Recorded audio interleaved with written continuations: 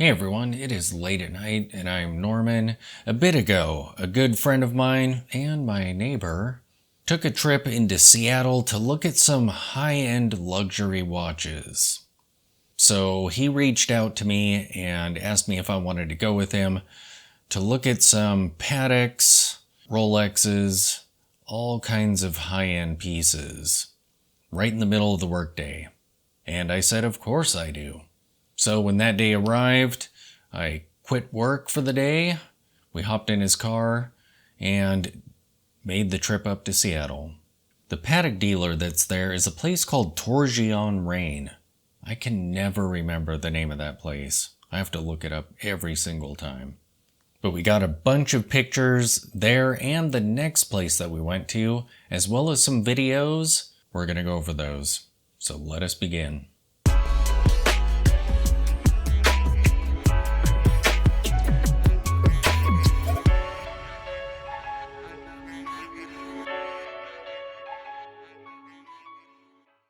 Alright, so our first stop was Torgion Rain, and we looked at some Nautiluses. Here we have my friend posing with one. So gorgeous. I actually prefer the Nautilus over the Royal Oak. I think they just look so great. And we got some videos. Look at that thing sparkle. Wow. I love the dials. So amazing. Yeah, and this one was a day date piece with a moon phase. We looked at some other high-end watches there, but unfortunately I don't have any shots of those. So next we moved on to Ben Bridge. This is the place, I've done a video on it already, where I was talking about getting on a list for an Oyster Perpetual, and the lady that was working there was so great. Like, she was discussing all the different lists, spreadsheets that she keeps, and how she organizes them. I got her business card in case I decide in the future to try again to get on a list. But she was straightforward and super nice. So this time we went into Ben Bridge, and of course I was wearing the Tudor. Why wouldn't I? And the first spot that we hit was the Rolex section, and there was two guys working there. Both of their names were Dan. The two Dans. Amongst other pieces, we saw a Batman on display. Nice. I think that was the first time I've ever seen one of those in person. And unfortunately, I don't have any footage of trying on a Submariner while we were in that section. However, I had taken off the Tudor and set it on the counter while I was doing so, and the two Dans were tripping on it. So I told the story of how I purchased it from a friend and the crazy feedback I've gotten from my watchmaker on it. And yeah, they were pretty much blown away. Of course, this Tudor is just phenomenal. And speaking of Tudor, from there, we rounded the corner to this section where they had Tudors. I mean, we were in the store absolutely forever. We went all the way around the perimeter of the store trying on anything we could. At each display case, we probably tried on 6 or 7 watches or more. And the lady that was helping us was so great, so patient. She let us try on everything and was with us for a long time. So we tried on a Black Bay. Amazing. And this chronograph is just so cool looking. I feel like Tudor did really good on the two-tone with this one, and it has a unique aesthetic to it too. My friend tried on this two-tone piece, and that also looked great. I feel like these had a good balance to them. Sometimes I feel like two-tone can kind of be over the top, a little bit too showy, but these were kind of subdued even though they were two-tone. It was crazy. This one was my favorite. Oh, I mean, that could almost be a stand-in for an OP, couldn't it? It's a little bit less dressy though, but it looked great. Yeah, even that Jubilee bracelet looked good on it, and I'm not usually a fan. This piece here was dressed up a little bit. Nice. Look at that piece. You can see the blued indicators on there and the hands. And on this one, I actually really liked the gold dial. I thought it looked great. Just absolutely gorgeous. Then we moved on to the Grand Seiko display case, and of course, these pieces were just absolutely brilliant. We grabbed a couple videos of that.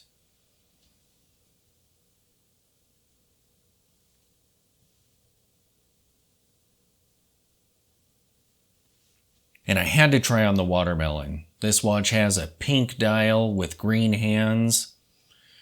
Yeah, my wife thought I was kind of crazy because that is not at all my style, but super fun. I could totally see myself out in the sun with a cocktail and the watermelon on my wrist. And you just can't mess with Grand Seiko's designs. They're just brilliant. We got a lot of videos in this section of the store.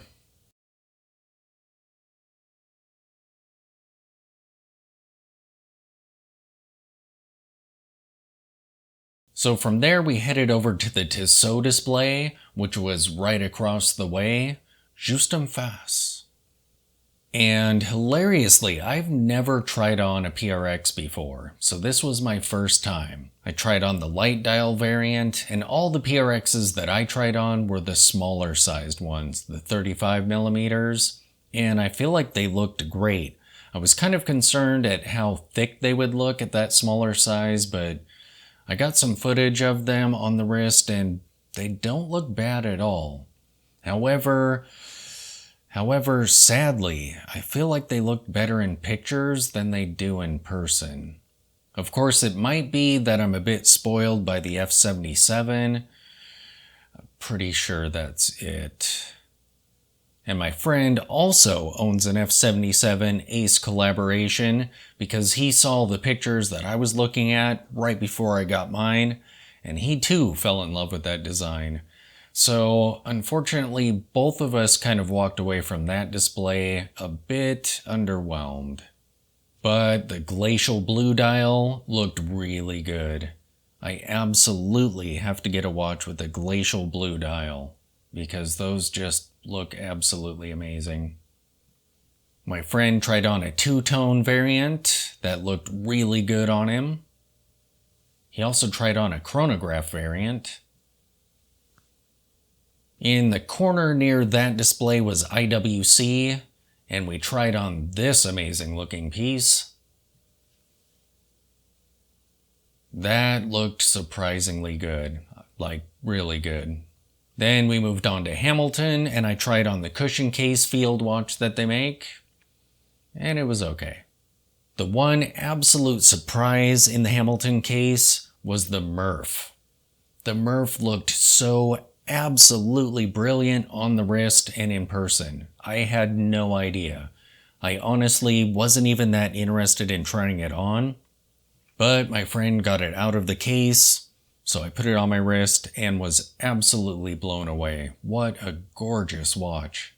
And this was the smaller variant of it. I think those are 38 or 39, but so gorgeous. My friend tried on a bronze looking piece on a brown leather strap, and yep, it was the perfect colorway for him. Absolutely his style. And of course they had all of their sci-fi watches out on display, and I am a sucker for sci-fi stuff. So those were fun to look at. Around the corner from that display was Zenith's display case, and look at this chronograph. That colorway is so amazing in person, and I love the design of this watch. I absolutely fell in love with this chronograph. I'm kind of sad that there's a date window between the 4 and 5 on there, but that's just my weird date complication hang up. But the colorway on this watch and the general design of it, the way it wears, this piece was just super impressive. We went over to the Breitling display and my friend tried on this piece. Sadly, in person, if I remember right, it was a salmon dial. It was either salmon or coppery, but in all of my pictures and videos, it just looked gold. I tried a few times. We tried angling it to try and catch the light differently, but every time it just looks like gold. But the color in person was really cool. So we ended our trip over in the Cartier section of the store, and I tried on this amazing watch with the reddish, maroonish colored dial, and it was absolutely gorgeous, super ultra minimal. But the weird thing was, that leather strap was not good at all. It felt like cardboard. It was very, very stiff. Not at all what I would expect from a Cartier. And I don't recall the Tank Americaine feeling quite that bad when I've tried that on in the past. But this strap was, no good. I would expect it to be supple, soft, and luxury feeling. My friend tried on a Tank Solo, pretty sure that's what that was, with a brilliant dial on it, and that looked pretty good on him. And of course, I had to try on a balloon. I'm not a huge balloon fan. They always look kind of odd to me. But I have to say, when you put it on the wrist, it's very luxury feeling and looking. It looks pretty dang fancy. So there you have it. There's a video and photo tour of our trip to Seattle to try on watches. Thanks for watching.